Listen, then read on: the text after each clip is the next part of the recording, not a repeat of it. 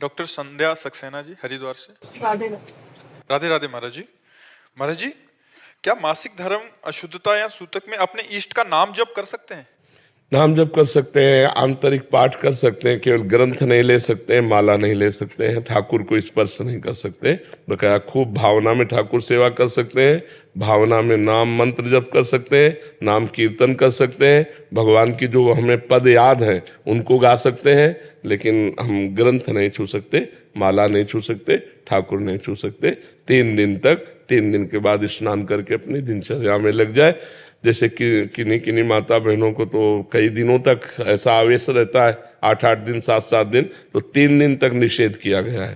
3 दिन तक अपने एकांतिक वृत्ति से रहें, 3 दिन के बाद स्नान करके और फिर भगवान की सेवा में जा सकते हैं। और जी, इन्होंने एक पॉइंट और रखा है कि कह रहे हैं कि ये ज्योतिष चाह रहे हैं, 12 वर्ष से उसी उसमें काम कर रहे हैं।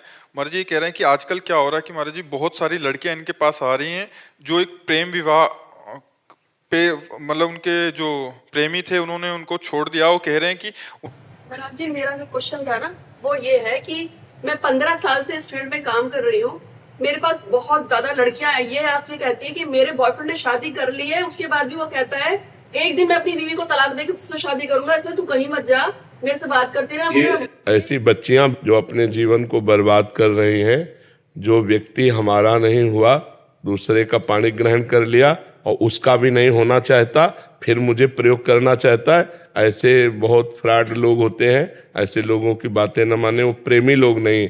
प्रेमी तो वो होता है एक बार हमने आपको स्वीकार कर लिया, अब चाहे विश्व सुंदरी आ जाए तो हम किसी की ओर नहीं देखेंगे, उसे तो प्रेम कहते हैं। अब पाणी ग्रहण भी कर लिया और कह रहा उसको भी छोड़ देंगे, जब उसका नहीं हुआ जिसका हाथ पकड़ रहा है, तेरा नहीं हुआ जब उसका हाथ पकड़ लिया, अब उसका हाथ पकड़ लिया तो फिर उसका नहीं हो रहा है, तो ऐसा फ्रॉड आदमी किसी का नहीं हो सकता है। बच्चियों को समझना चाहिए, ऐसे लोगों से दूरी बना के रखना चाहिए।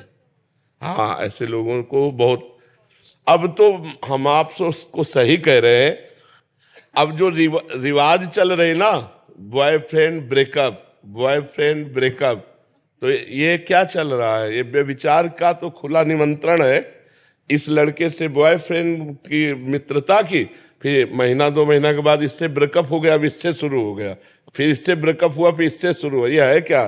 तो ये सब बातें, बहुत गंदगी फैल रही है हमारे समाज में।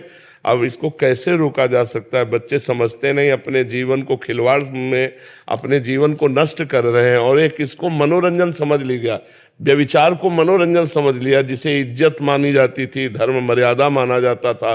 मान लो हम कहते दोस्ती पाप नहीं है, किसी से भी कोई भी दोस्ती करो, लड़की लड़के से ही कर लो, लेकिन जब तक ब्याह ना हो तब तक पवित्र रहो, और ब्याह हो गया तो आजीवन उसी के होके रहो, तब तो बढ़िया नियम है। लेकिन ये तो नहीं कि आज इसे दोस्त बनाया, कल उसे बनाया, या कल उसे बनाए, ये ठीक नहीं, इससे बहुत हानि होती है। इसलिए अध्यात्म की जरूरत है हर व्यक्ति को। अगर थोड़ा विचार पवित्र हो तो ऐसा कैसे कर सकते हो?